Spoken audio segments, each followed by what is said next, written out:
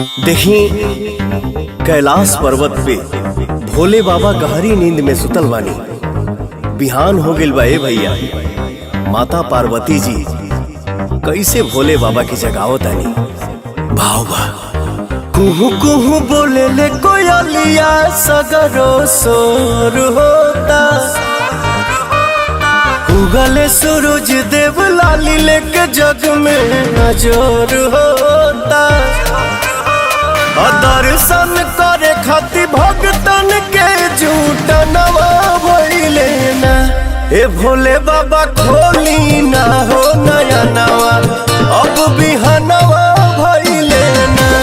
ए भोले बाबा खोली ना हो नया नवा अब बिहनवा भइले ना। बिहनवा भइले ना, बिहनवा भइले ना।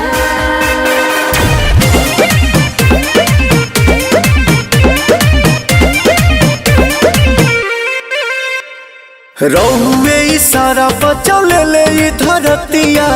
रौवे हई संचालक जी कहीं से पोसई है बरनी के परनवा। सुतले रही है जब पालक जी देखी ना परोसन पावे भंगिया के थाली। उठ जाई हली हली भोगा वाला गाली। लीलहरा न लाऊ के अजोड़ के मोटी में चनवा भइले ना। ए भोले बाबा खोली ना हो नया नवा अब बिहनवा भइले ना। ए भोले बाबा खोली ना हो नया नवा अब बिहनवा भइले ना।